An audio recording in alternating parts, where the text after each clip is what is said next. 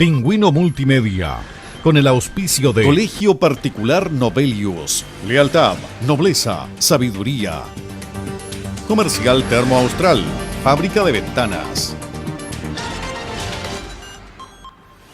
Supermercado Rofil, el más económico de la ciudad. Presentan Barómetro, un programa líder de opiniones políticas, económicas y sociales, con la conducción del periodista Juan Ignacio Ortiz. Jueves a las 22 horas en Pingüino Televisión.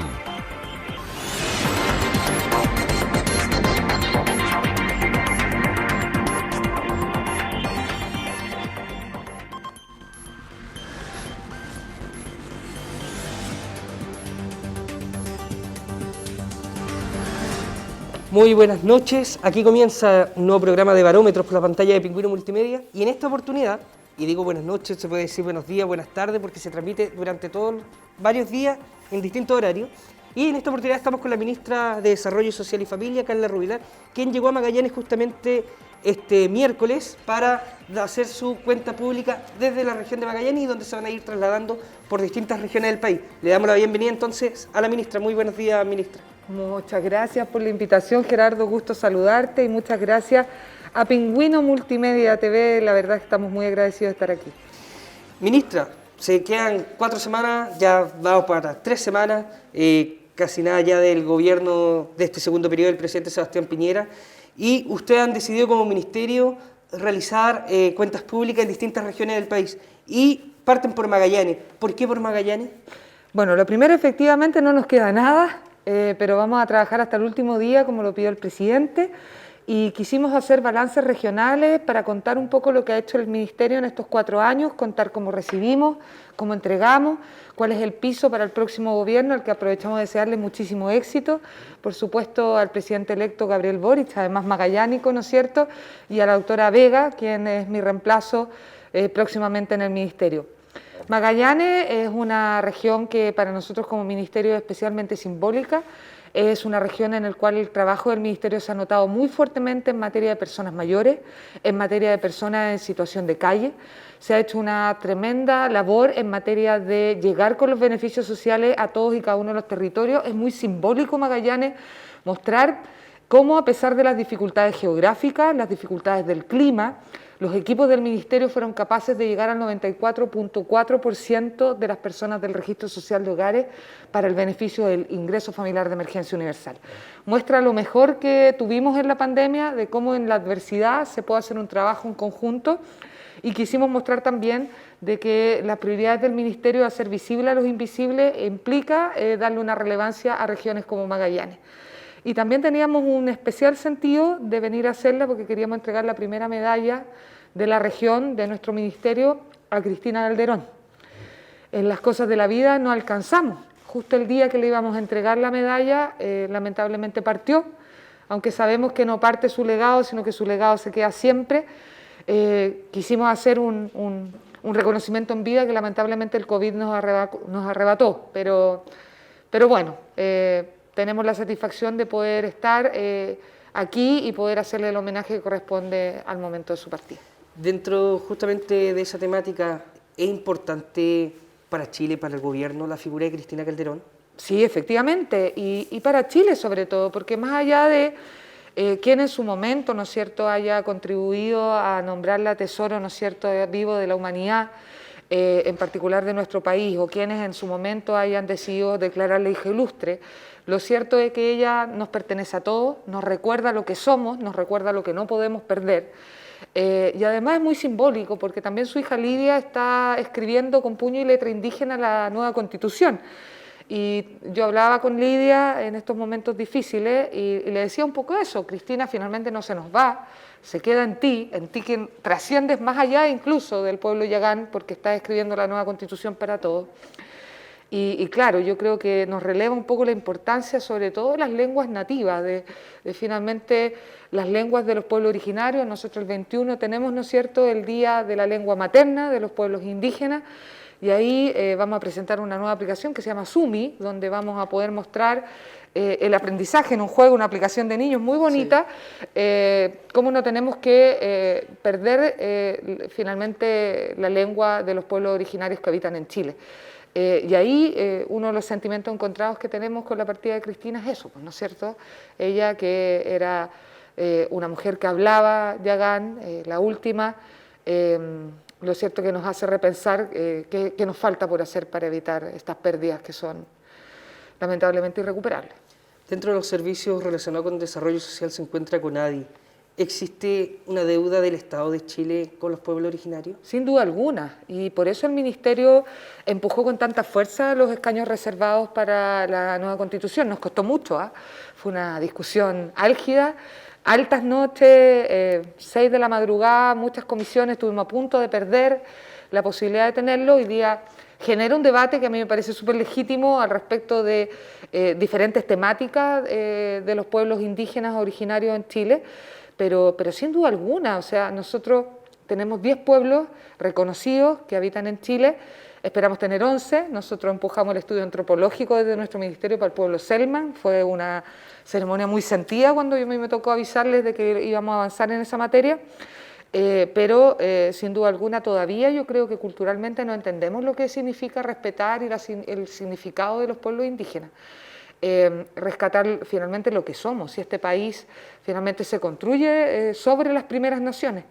Y en ese sentido, ojalá que la nueva Constitución, con el reconocimiento constitucional de los pueblos indígenas, con diferentes cambios al respecto de la importancia y el desarrollo que deben tener en cada uno de los territorios que habitan, nos permita también entender bien qué somos, porque a veces se nos olvida que somos un país mestizo, y que todos finalmente tenemos de una u otra forma raíces en algunos de los pueblos originarios que habitan en Chile.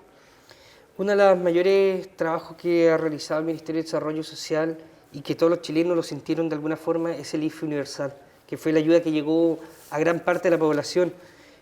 ¿Cómo fue el trabajo para llegar a ese IFE universal y cómo fue el resultado final, la evaluación que ustedes hacen respecto a ello? Bueno, yo creo que en esto es súper importante reconocer de que nadie estaba preparado para enfrentar la pandemia. Cuando llega la pandemia no sabíamos cuál era la magnitud de la duración, de qué nivel de daño desde el punto de vista sanitario, primero del dolor enorme de las familias, de las pérdidas, desde el punto de vista de los equipos de salud, a quienes siempre yo les aprovecho a agradecer, fueron extremadamente relevantes y lo siguen siendo hasta el día de hoy, incansables. ¿Cuál era la magnitud del golpe social que iba a tener asociado, económico, los cierres de trabajo, desde salud mental, etcétera, por las cuarentenas? Nadie sabía, y ningún país podríamos decir de que no sufrió los golpes y los embates. Nosotros finalmente partimos en un aprendizaje, en un Estado que no estaba preparado, que no tenía las herramientas, que el sistema estaba preparado para medir de mediano y largo plazo cuál era la condición de los hogares, y aquí se estaban perdiendo empleos a día por millones y no teníamos cómo medir el impacto, sobre todo en esa gran clase media que nunca le había golpeado la puerta al Estado, por lo tanto ni siquiera la teníamos dentro de los sistemas de información. Todo ese aprendizaje nos permite hoy día entregarle al nuevo gobierno un sistema muchísimo más robusto, que sin duda alguna tiene que seguir perfeccionándose, pero debemos haber partido con cerca de 5 millones de hogares en nuestro registro social de hogares, hoy día tenemos más de 8 millones. Aquí en la región de Magallanes, yo le decía anteriormente, el 94.4% de efectivamente el registro social de hogares recibió IFE universal. Estamos hablando de un porcentaje altísimo de personas que pudieron recibir este alivio que llegó en momentos muy difíciles, y sin duda alguna esto nos va a permitir que el día de mañana, si ni Dios lo quiera, volvemos a tener algún golpe, el Estado va a estar mucho mejor preparado, y también las familias, al estar en el registro, más allá del COVID, van a poder optar a muchos más beneficios, porque muchos de ellos no sabían que estando en el registro pueden optar a un sinnúmero de aportes del Estado que tienen que ver con la red de protección. Hay algunos sectores políticos quienes mencionaban de que la ayuda del gobierno había sido tardía.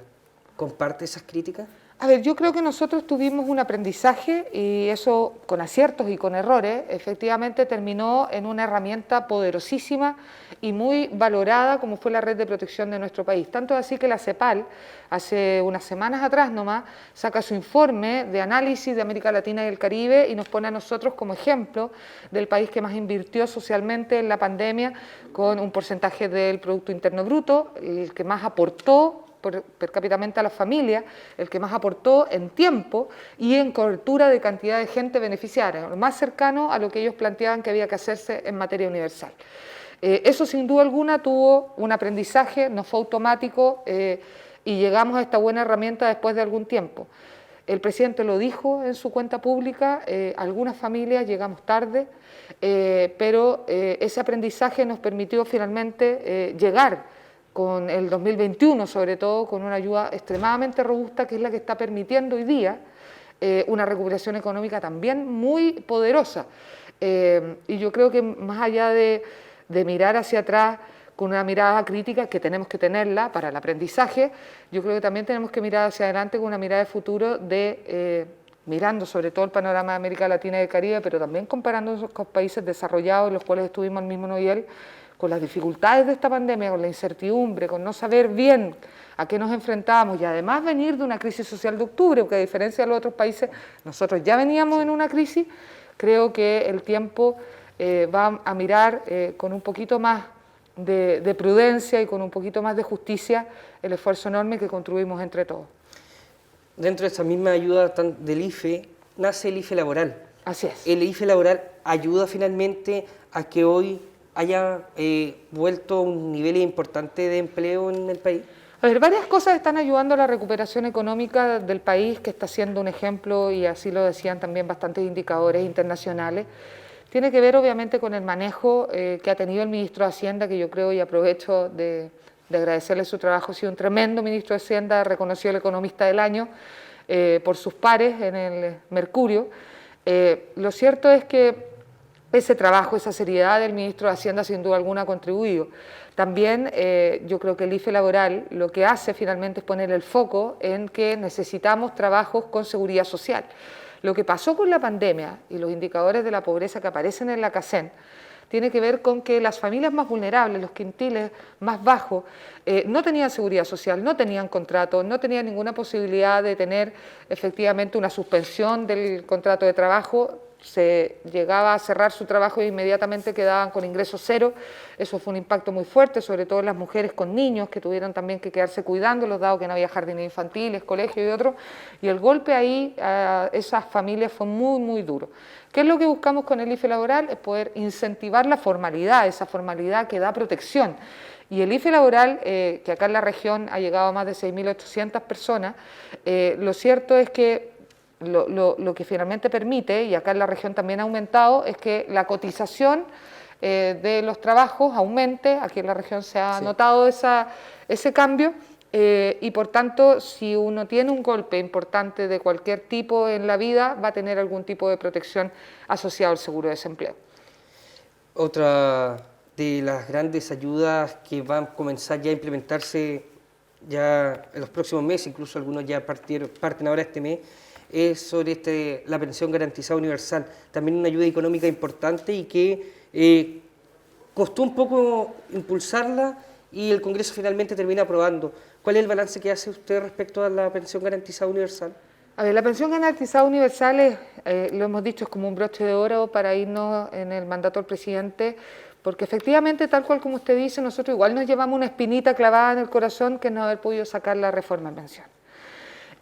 Intentamos, llegamos a un acuerdo en la Cámara de Diputados, no pudimos sacar el acuerdo en el Senado, lamentablemente el gobierno de la presidenta Bachelet tampoco lo logramos, y finalmente a pesar de no sacar adelante la reforma estructural que habría permitido mejorar las pensiones de las mujeres jubiladas desde los 60 años, llegar a la clase media, no solamente a la cantidad de personas que hoy día estamos llegando, sino probablemente a la gran mayoría de los pensionados, lo cierto es que pudimos finalmente antes del término de mandato sacar la pensión garantizada universal, que es el piso, ese piso mínimo de dignidad de un nuevo sistema, ojalá previsional chileno, que se logre durante el mandato del próximo presidente. En ese sentido, el poder tener la pensión garantizada universal significa un alivio a un montón de familias que nunca habían recibido nada del Estado. Si nosotros pensamos la reforma del pilar solidario de la presidenta Bachelet del año 2008, llega a las personas que no habían cotizado nunca y entre todos hacemos esta pensión básica solidaria.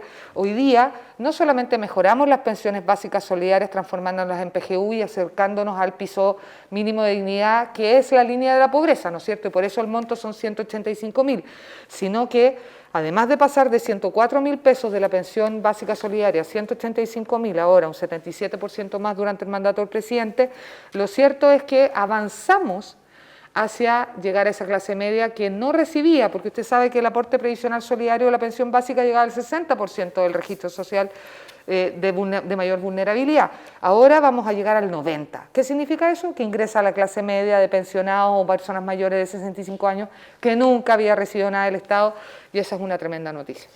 Y un poco para que la gente también entienda, ¿aquellos que quieren tener este beneficio deben postular o es automático? Muy importante, tenemos dos grupos que van a ser beneficiados. Los primeros son los que ya reciben aporte del Estado, pensiones básicas solidarias o aportes previsionales solidarios que se van a transformar en pensión garantizada universal y que están recibiendo este monto desde el mes de febrero de forma automática.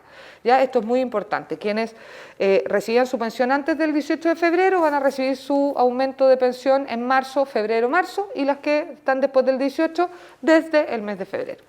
En el caso de las personas nuevas, ¿quiénes son las personas nuevas? Quienes están entre el 60 y el 90% de mayor vulnerabilidad, esa gran clase media, que nunca había recibido nada, que esté pensionada o no lo esté. Y esa es otra gran novedad. Una persona mayor de 65 años que decide no jubilar, no pensionarse, va a recibir igual pensión garantizada universal en la medida de que esté en el 90% de mayor vulnerabilidad. Este grupo tiene que efectivamente solicitar el beneficio. Para eso ya están abiertas las solicitudes, aquí ya llevamos más de 1000 solicitudes en la región.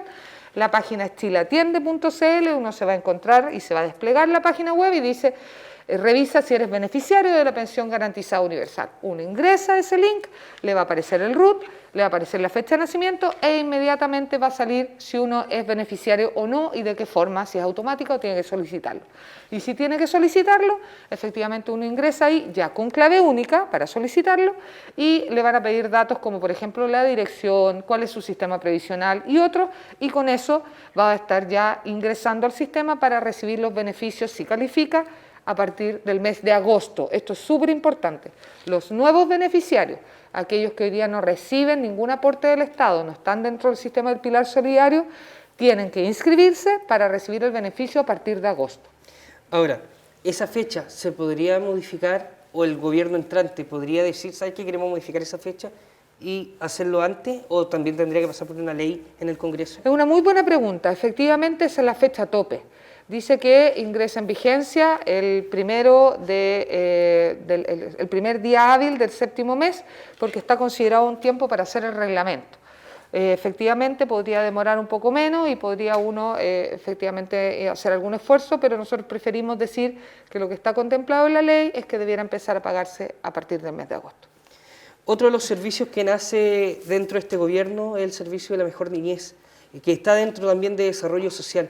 ¿En qué consiste este servicio y cuál es la importancia de que naciera y que estuviera de la mano de desarrollo social? Sí, esto es muy relevante. El Servicio Mejor Niñez, que nace el 1 de octubre del año pasado, es un servicio que lo que busca finalmente es transformar la forma que nos relacionamos con los niños, niñas y adolescentes, en particular con los niños bajo la tutela del Estado y que sufren vulneraciones. Esto es la transformación de lo que es el CENAME en materia de protección. El Servicio Nacional de Menores tenía dos áreas, el área de protección de niños, niñas y adolescentes y el área de justicia, finalmente, de los niños y niñas infractores de ley, ¿ya? Se divide el CENAME y la parte de protección pasa al Ministerio de Desarrollo Social y Familia, entendiendo que es un desarrollo integral de los niños y de la protección que debe hacerse de la mano de su familia y de un acompañamiento, que muchas veces esas familias no tienen las herramientas para evitar esas vulneraciones, y el otro queda al alero de justicia, que esperamos aprobarse ojalá antes del término del mandato del presidente. El Servicio Mejor Niñez toma esta parte de protección del CENAME y dice qué es lo que hemos hecho mal en CENAME y se transforma para tratar de efectivamente ser una institucionalidad a la altura de las deficiencias que habíamos tenido. En ese contexto, lo que busca obviamente es trabajar con las familias en materia de prevención, y ahí está todo el trabajo de las municipalidades, de las oficinas locales de la niñez, que acabamos de inaugurar la de Punta Arenas con el alcalde Claudio Radonich y su equipo, con Nicolás, y que lo que busca es hacer toda la prevención para evitar que los niños sean vulnerados. Y efectivamente después, como existe, y hay que reconocerlo, vulneraciones y probablemente van a seguir, está todo el sistema que busca contener y reparar y restituir obviamente esos derechos que fueron conculcados. Eso es lo que busca finalmente, es este dolor grande que tenemos como país en materia de vulneraciones de niños y niñas en el Sename, es tener una institucionalidad robusta que permita evitar efectivamente que esto siga pasando. Otro de los temas importantes, que usted también lo mencionaba al principio de la entrevista, es el trabajo que se ha realizado con la gente en situación de calle. ¿Fue una preocupación para este gobierno las personas en situación de calle? Sí, esta es una temática que para nosotros nos llega bastante al corazón. Podemos decir que aquí está muy representado lo que es los invisibles de la sociedad. Nuestro ministerio dice que uno de sus mandatos es hacer visibles a los invisibles. Y las personas en situación de calle lamentablemente han ido en aumento. Nosotros por la crisis de octubre y después la pandemia hemos tenido un aumento de personas en situación de calle, lo vemos en diferentes lugares, y fue un tremendo desafío porque recibimos un programa que habría 3, 4, 5 meses al mes, pensando en la noche, ¿no es cierto?, de los inviernos, y la verdad que lo transformamos en un sistema que, dada la contingencia, se ha mantenido abierto y constante durante todos estos meses de pandemia. Ya estamos en años hablando en muchos lugares de los albergues y pasamos de un estándar que era masivo, voy a poner un ejemplo de Santiago porque es muy visible, un estadio Víctor Jara lleno con colchones en el suelo, con baños que se hacían completamente insuficientes, a diferentes albergues que no podían pasar más de 20 personas y habitaciones que tuvieran una cantidad definida también de personas en calle para entregar dignidad y mejor trato. O sea, cambiamos completamente el sistema, entregamos mucha mayor cobertura, mucho mayor tiempo, mucho mayor dignidad y transformamos y creamos en los tiempos del ministro Moreno, yo era intendenta en ese momento, el programa Vivienda Primero, que lo que busca es, para las personas sobre todo mayores de 55 años que están en calle, sobre todo si son mujeres, entregarles una vivienda para que puedan efectivamente salir de la calle, un lugar donde vivan, para ayudarlos a rehabilitarse, para ayudarlos a encontrar trabajo, es decir, ponerles el techo primero antes que pedirle cualquier cosa, y nos ha resultado extremadamente exitoso ese programa. La gran mayoría no vuelve a la calle, la gran mayoría vuelve a conectar con lazos familiares, la gran mayoría de las personas vuelve a tratarse sus enfermedades crónicas, es decir, un programa que da en el clavo de cuáles son las respuestas. Y acá en Magallanes se ha hecho un trabajo increíble en materia de personas en situación de calle y trajimos una buena noticia, vamos a extender efectivamente uno de nuestros albergues que maneja FIDE 12 y vamos a extenderlo 45 días más, esto permite hasta el 15 de abril, son más de 16 millones nuevos y eso permite que el 15 de abril empalme con la oferta habitual del programa Calle y por lo tanto no vamos a tener que cerrar ni enviar a esas personas nuevamente a la calle, que era una de sus gran angustias. Ayer nos agradecían profundamente el haber estado con ellos y haberles llevado esa noticia. Ahora, comentaba este caso de Santiago, que se le entregaban estas viviendas y que se veía, era algo mucho más digno. ¿Y existe después un seguimiento de estas personas? Existe un seguimiento y por eso sabemos, porque en algún momento estos programas tienen que ser evaluados para ver si uno le sigue inyectando recursos o no, son programas pilotos. Nosotros hicimos toda la evaluación, hicimos todo el seguimiento y es probablemente de las políticas más exitosas que tenemos en materia de evitar que las personas vuelvan a la calle. Y eso es parte de los desafíos que le vamos a entregar a la nueva ministra. Yo creo que el programa Calle, en particular Vivienda Primero, es uno de los desafíos en materia de cuidado. Estamos al debe, partimos nuestro Sistema Nacional de Cuidado, lo dejamos instaurado en el gobierno del presidente Piñera, pero ahí falta un debate mucho más grande, falta financiamiento a los cuidadores y las cuidadoras que muchas veces no pueden trabajar. Creemos que ese es el paso siguiente, entendemos que está en el programa de gobierno del presidente electo, esperamos que eso se pueda cumplir, sobre todo porque son las mujeres las que cuidan niños, personas con discapacidad y personas mayores, y eso tiene un fuerte impacto en el empleo femenino, en la independencia económica, etcétera, y ahí creemos que también hay algo que avanzar sin duda alguna. Sin lugar a dudas son políticas públicas que se han implementado y que podríamos decir que en su gran mayoría dentro de los últimos 2 años, que han sido los 2 años más difíciles del gobierno. Ministra, nos vamos a un breve alto y volvemos de Muy inmediato bien. para el segundo bloque. Excelente, muy bien. Quédense con nosotros, ya volvemos.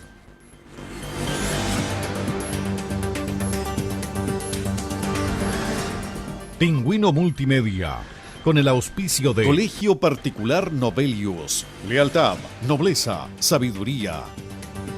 Comercial Termo Austral. Fábrica de ventanas. Supermercado Rofil, el más económico de la ciudad.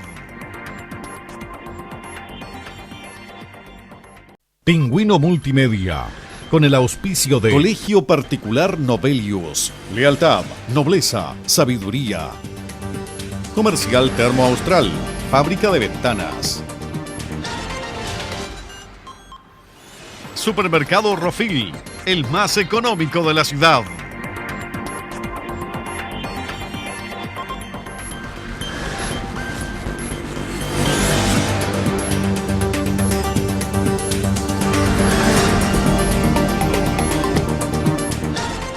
Ya volvemos a este segundo bloque de Barómetro.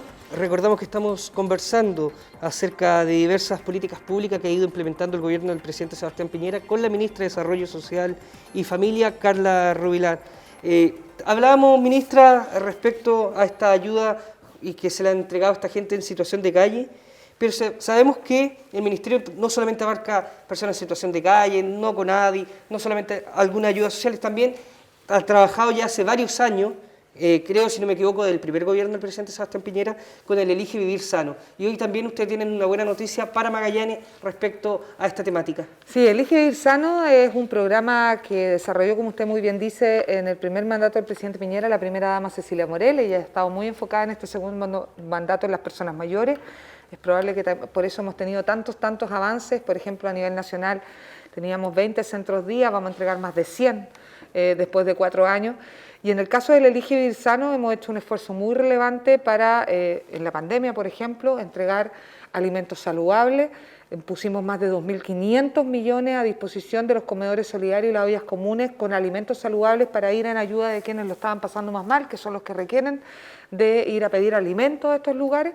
Y efectivamente múltiples actividades como por ejemplo aplicaciones con las ferias, fondos concursables, y dentro de esos fondos concursables venimos a la región a entregar más de 80 millones de pesos a 5 agrupaciones que han desarrollado proyectos que buscan desarrollar en la región diferentes líneas de acción para que la alimentación saludable, el ejercicio, el deporte y otros estén al acceso de la población.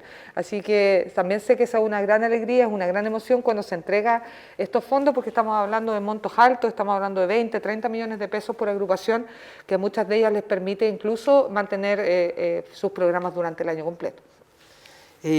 Ministra, entrando ya a una materia ya más personal de su trabajo que ha realizado en el servicio público. Bueno, usted ingresa al servicio público el año 2006 como diputada. Desde ese entonces hasta la fecha ha estado en distintos cargos. ¿Qué se viene después del 11 de marzo para la ministra? Uy, sensible pregunta, porque tal cual como usted dice, yo ingresé a la política bien joven, con 28 años. Fui parlamentaria 3 años, estuve 12 años en el Congreso. Decidí no repostular, podría haberlo hecho, pero creí que 3 periodos estaba bien. Después me llamó el presidente a ser intendenta de la región metropolitana y después ministra vocera en el estallido social, ni más ni menos, y después ministra de Desarrollo Social en la pandemia. 2 desafíos muy grandes desde un ministerio, probablemente nos tocó muy duro.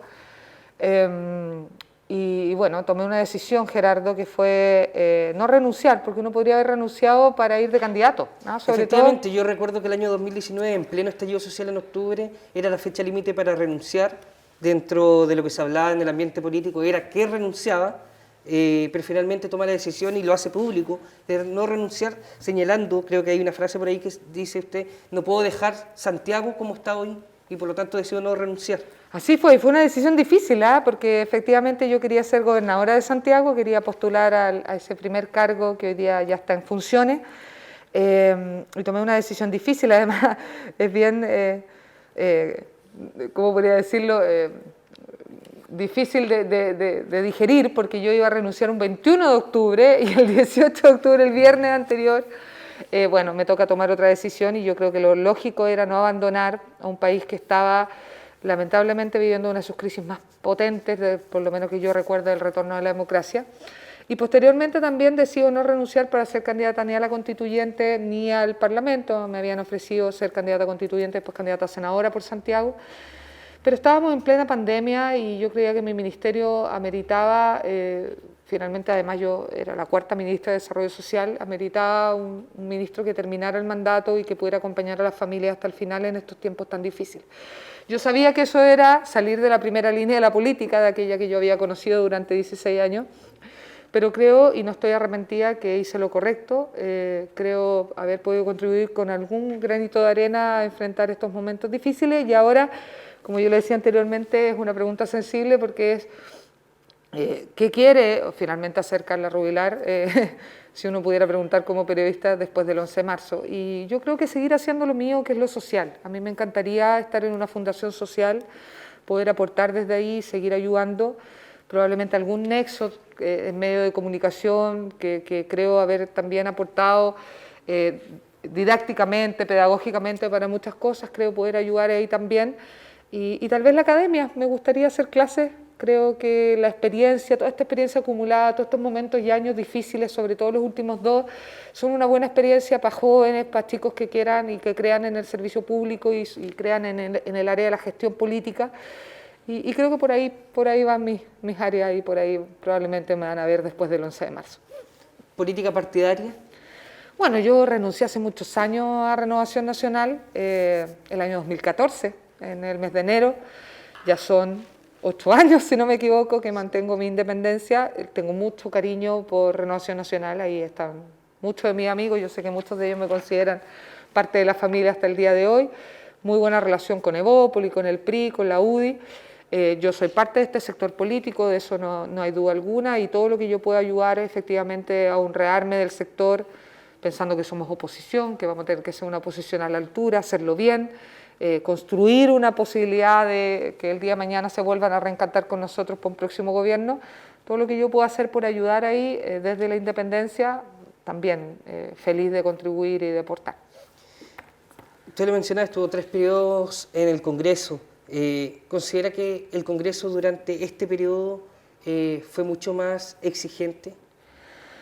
A ver, yo creo que este Congreso fue un Congreso que lamentablemente no llegó a todos los acuerdos que debía llegar, un Congreso de mucha pelea, de mucha división. Yo quiero mucho el Congreso, es evidente, fue mi casa durante 12 años, pero creo que no fue el mejor ambiente que podríamos haber tenido, no fue tampoco la mejor relación que tuvo con el Ejecutivo, tuvimos un conflicto de competencias permanente al respecto de cuáles eran las atribuciones que tenían ellos como legisladores versus el Ejecutivo. Yo muchas veces como parlamentaria me habría encantado presentar muchos proyectos, siempre pongo el mismo ejemplo, me habría encantado ser la autora del postnatal de 6 meses, no podía hacerlo porque rogaba gastos, lo empujé, presenté proyectos de acuerdo, daba entrevistas, iba a dejar cartas al gobierno, pero sabía que yo no tenía esa atribución. En este Congreso se tomaron muchas atribuciones de proyectos que lamentablemente no se podían realizar, y eso generó una tensión muy fuerte entre el Ejecutivo y el Congreso Nacional y que hoy día se está debatiendo probablemente en la nueva Constitución al respecto de las atribuciones legales que debe tener cada uno de los poderes del Estado. Yo creo que podríamos haber tenido una relación mucho más de colaboración, sobre todo pensando en la pandemia, en los 2 años más difíciles, donde cualquier gobierno requiere que todos se pongan detrás de él, independiente del color. Espero que este próximo Congreso, que es bastante más ecuánime, ¿no? Fue una elección que permitió emparejar la fuerza, el Senado está empatado, permita y obligue incluso a conversar, dialogar y llegar a muchos más acuerdos. Eso va a ser muy bueno para el gobierno del presidente Boric, porque en la medida que uno se pone de acuerdo las cosas resultan mucho mejor. Dentro de esas políticas que usted mencionaba, que tomaron atribuciones que no correspondían, todos sabemos que dentro de esas políticas están los retiros, por ejemplo, de pensiones, que en ningún gobierno anterior se hubiera pensado en presentar un proyecto como aquello, si no lo presentaba el Ejecutivo. Más allá si era una política buena o mala, ¿le hizo daño al Estado? A ver, el problema finalmente de los retiros, uno entendiendo las condiciones súper difíciles y súper adversas y la motivación que había detrás de los parlamentarios. O sea, yo De verdad no creo que los parlamentarios hayan presentado los retiros para hacer daño ni para generar un jaque al gobierno, sino que creo que lo hicieron en la íntima convicción de las familias lo estaban pasando muy mal, y eso es real. No obstante eso, el daño finalmente a un sistema previsional que uno tiene que pensar a mucho más largo plazo, porque los sistemas previsionales tienen cotizaciones obligatorias por eso, porque en general nosotros nunca pensamos en qué va a pasar en 20, 30, 40 años más cuando vamos a jubilar. Los seres humanos pensamos mucho en el presente. Finalmente pega un golpe muy importante respecto de la seguridad social. Y eso es parte de lo que estamos, entre comillas, volviendo a enrielar con la PGU, donde le inyectamos recursos al sistema, donde mejoramos las pensiones presentes y futuras, pero los retiros golpean fuertemente lo que es el sistema de seguridad social y el nuevo gobierno va a tener que ver cómo lo finalmente reestructura, cómo en su reforma previsional, que ojalá saque adelante, vuelve a poner en el carril el sistema de protección finalmente social, que es que tengamos asegurado un sistema el día de mañana de jubilación. Sin duda alguna, el de hoy no es lo suficientemente digno, por eso genera la rabia y genera las ganas también de sacar los dineros de los fondos de la AFP. Las AFP, sin duda alguna, no son las mejores evaluadas como un sistema de seguridad social y todo eso ayuda a que se genere lo que pasó, además asociado a este golpe y este dolor de las familias que no tenían nada en esos momentos duros. Y eso finalmente es un debate que queda muy pendiente y que va a haber que reparar, porque finalmente el sistema de seguridad social debe existir y no puede desaparecer. En su último periodo como parlamentaria tuvo la posibilidad de compartir el Congreso, la Cámara Baja, junto al diputado Gabriel Boric. ¿Qué espera de él y cómo lo veía él en el Congreso? Bueno, la verdad es que efectivamente en el primer periodo del presidente electo Gabriel Boric me tocó compartir con él y me tocó compartir bastante con él porque como yo había renunciado a Renovación Nacional, nosotros creamos el Comité Mixto Independientes donde estaba el presidente electo Gabriel Boric, Giorgio Jackson y otros parlamentarios y nosotros los que éramos los parlamentarios independientes que nos habíamos descolgado de Renovación Nacional y habíamos generado amplitud. Y pude conocer a un Gabriel Boric y lo he dicho y es público, mi opinión sobre él creo que es un hombre correcto, creo que es un hombre bueno, tiene buenas intenciones y espero de verdad y de corazón que le vaya muy bien. Le deseo lo mejor, pero que se rodee de gente buena, que lo asesore bien, que tenga buenos funcionarios, que entienda, y es una recomendación que le dan probablemente todas las personas, que cuando uno gobierna, gobierna para todos, no solamente para los que los eligen o piensan como él. Va a haber una oposición, sin duda alguna, que espero que esté a la altura, que sea una oposición firme pero justa, y de verdad que nosotros vamos a tratar de ser una oposición no implacable como la que tuvimos. Nosotros tuvimos una oposición en condiciones muy adversas, como había sido un país con una crisis social, la de octubre y la de la pandemia, muy adversa, donde fueran muchas veces implacables con nosotros. Yo creo que hay que ayudar al presidente Gabriel Boric a que le vaya bien, si a él le va bien, nos va a ir a todos bien, y de verdad que espero que esa prudencia, esa capacidad de escucha que yo le conocí hace 4 años atrás, porque en estos 4 años no nos relacionamos tanto, pero sí en el Congreso, hace 4 años yo conocí a un Gabriel Boric con capacidad de escucha, con capacidad de trabajo, que era bastante mesurado, bastante moderado, bien prudente, y espero que ese Gabriel Boric, que es el que hemos visto en esta segunda vuelta y en estos primeros días de presidente electo, sea el que gobierne nuestro país por el bien de todos. ¿Cuál es la visión que tiene la ministra Carla Rubilar, o como Carla Rubilar más que como ministra de Magallanes? Sabemos que durante sus años de parlamentaria también estuvo siempre preocupada de la región, incluso visitó varias veces la región de Magallanes. Sí, visité varias veces la región de Magallanes por varias temáticas que les preocupaban acá en la región. Es una región a la que le tengo especial cariño. Vine 3 veces como ministra también a la región y como ministra de Desarrollo Social no habían venido, si no me equivoco, ahí la Liz me va a tener que decir después si está bien o no, había venido un ministro desde Barraza. Sí. Y es porque le tengo especial cariño a esta región. Sé que hay un sentimiento de abandono, de no ser escuchado y de no entender lo que pasa y lo que significa vivir en Magallanes desde el nivel central. Eso lo aprendí a lo largo de todos estos años como política, de muchas conversaciones, de muchas temáticas. Y por eso también yo creo que para Carla Rubilar era importante también partir aquí sus balances regionales. Hay un sentimiento personal también importante. ¿Qué opinión tengo? Tengo la mejor de las opiniones de esta región, de su gente, de su trabajo, de su esfuerzo. Creo que son un ejemplo claro de lo que es tener capacidad, garra de sobreponerse a las adversidades, a las dificultades desde todo punto de vista. Creo además que son muy estratégicos y muy fundamentales para nuestro país. Y creo también que tener un presidente electo magallánico va a permitirle también, espero, tengo esa esperanza justa, de que también lo releve, pues releve toda la importancia, todas las dificultades. Lo hizo en su campaña, lo hizo en su franja presidencial. Yo diría que fue muy notorio, digamos, que él venía de aquí, la importancia que le daba, y eso me hace tener mucha esperanza de que efectivamente en el gobierno que viene Magallanes va a tener una relevancia que quizás no ha sentido durante muchos años. ¿Va a extrañar el servicio público? Yo creo que sí, yo me siento en el ADN del servicio público, esto es lo que a mí me mueve ayudar desde la mañana a la noche, lo hago a través de mis redes sociales, lo hago con las personas en la calle que me topo, lo hago en todas y cada una de las actividades que voy, pero también el servicio público se puede hacer no necesariamente desde una primera línea de la política, no en un cargo, y eso es lo que estoy buscando, ese lugar que me permita seguir haciendo servicio público desde fuera de la primera línea de la política. En ese sentido, usted mencionaba que estuvo 3 periodos en el Congreso. Si hubiera estado nuevamente en el Congreso, ¿hubiera estado a favor del límite a la reelección?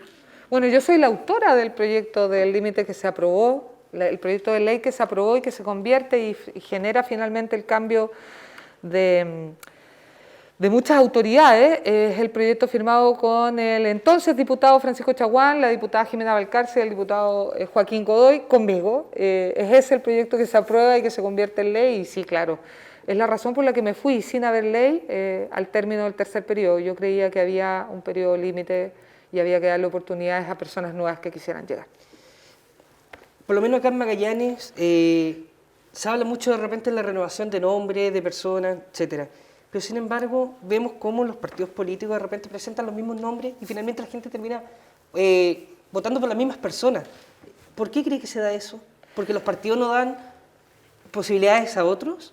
¿O simplemente porque la gente está acostumbrada a ciertas personas? A ver, yo creo que hay varias cosas. Lo primero era que antes, como no había límite a la reelección, era más fácil llevar a la persona que ya estaba. Hoy día con límite a la reelección, después de cierto tiempo yo tengo que buscar nuevos candidatos. Porque siempre para los partidos es más cómodo no tener que buscar y mantener el statu quo. También creo de que pasan dos cosas. El nivel de conocimiento siempre ayuda en las elecciones y hay personas que votan por la persona que ya conocen. Hacer campaña tampoco nunca es tan fácil para posicionar un nuevo nombre, hay que hacer un trabajo de largo aliento, ya no basta con llegar 3 meses antes para ganar una elección en ningún territorio, las cosas han cambiado. Y también pasa, y eso hay que reconocerlo, que hay políticos que si bien llevan mucho tiempo también hacen muy bien su trabajo. Y eso hay que reconocerlo. Y finalmente construyen una relación con los vecinos y vecinas que es muy poderosa y ellos siguen votando por aquellos que les ha cumplido y quienes han estado presentes en un trabajo territorial finalmente que ha sido consistente y sólido. Entonces hay un poquito de todo. Pero si me preguntan a mí, yo creo que lo lógico es que los políticos de una otra forma demos espacio a nuevas generaciones. Yo creo que si en las cosas que finalmente también uno se mide, que uno sea capaz de generar nuevos liderazgos, sea capaz de crear personas y ayudar a crear a personas que tomen diferentes espacios y que sean un tremendo aporte. Eso de perpetuarse eternamente uno como si uno fuera indispensable, yo creo que no es lo mejor, no le hace bien a la política y yo creo que la gracia que mida un buen político es la capacidad de formar nuevos liderazgos. ¿Qué espera de la nueva Constitución? Espero de la nueva Constitución que sea una Constitución de todos. Yo voté apruebo y voté apruebo con mucha convicción, empujé con mucha fuerza el acuerdo del 15 de noviembre, el día 12 de noviembre, cuando había que tomar una decisión de si volver a sacar a los militares a la calle o optar por el camino del diálogo, de los acuerdos. Fui una de las que empujó efectivamente que el presidente ese día lanzara el acuerdo por la paz, por la justicia social y la nueva Constitución, y estoy convencida de que esto es una tremenda oportunidad para reencontrarnos bajo una nueva Constitución que nos interpreta a todos. Hay un riesgo súper grande de que eso no termine pasando y que pasemos de una Constitución que dejaba fuera a un montón de gente, que fue la Constitución del 80 de Pinochet, y que pase finalmente a lo mismo, a pesar de que estemos en democracia, a pesar de que tengamos una elección de constituyentes democrática, a pesar del 80% del apruebo, terminemos en una constitución que no nos representa a todos. Ese riesgo está, pero yo no pierdo la esperanza y no la pierdo y espero de verdad que los constituyentes entiendan la responsabilidad y la historia que tienen detrás de ello, que esta constitución sí sea la constitución y la casa de todos y todas, porque eso es lo que va a hacer de que esta constitución dure muchos años. De lo contrario, vamos a tener probablemente en los próximos años un debate una vez más, ya sea en el Congreso o volver a vivir un proceso constituyente con el que estamos, porque no nos representan. Tenemos una tremenda oportunidad. Es una constituyente paritaria, con pueblos indígenas, con independientes. Ojalá entiendan de que tiene que ser efectivamente la constitución de todos. Ya para ir un poco finalizando, ministra, va a Puerto Williams también. Sí. ¿Cuál es el trabajo que van a realizar en Puerto Williams? Bueno, ahí vamos a ir teníamos las intenciones de tener una conversación con la comunidad yagán. Por supuesto, la comunidad yagán está de duelo. Nosotros vamos a acompañar en una pequeña ceremonia ese duelo, pero también vamos a estar viendo en el hospital un área que tiene relación con nuestro Senadis, que es una parte de inclusión que contribuimos enormemente. Nos interesa que todos los espacios empiecen a ser inclusivos y tengan la relevancia en materia de personas con discapacidad y de integración, y eso es una de las partes que también queremos relevar, y también vamos a ver si podemos hacer un trabajo conjunto con ciertos municipios, en particular allá, de nuestro ministerio, para dejar un trabajo que se mantenga después del cambio de mando. Ministra, le queremos agradecer su tiempo, el haber podido compartir con nosotros en esta visita a Magallanes, que quizás sea lo más probable que es la última visita que realiza como ministra a la región de Magallanes, así que agradecido, y le dejo las cámaras también para lo que quiera decirle a la comunidad. Sí, efectivamente, esta es mi última visita como ministra a la región de Magallanes y Antártica Chilena. No espero la última de Carla Rubilar, que ama esta región y que espera volver. Además tengo un gran amigo, el alcalde Claudio Radnich, gran amigo mío, que además hace una gestión extraordinaria. Lo cierto es que quiero agradecerles a todos, decirles que le hemos puesto el corazón en estos años. Han sido años difíciles, reconocemos con acierto y con errores, pero le pusimos de verdad todo el empeño, todas las ganas, y desearle al próximo gobierno el mayor de los éxitos y contarles que con la visita a Puerto Williams voy a poder decir que en el Ministerio de Desarrollo Social y Familia estuvo Davis Viri a Puerto Williams. Y también llegamos a Tierra del Fuego en el viaje anterior. Eso es importante. Muchas gracias, ministra. Y de esta forma entonces comenzamos a despedir nuestro programa, el programa Barómetro, y nos volvemos a encontrar el próximo jueves por la pantalla de Pingüino Multimedia. Muy buenas noches.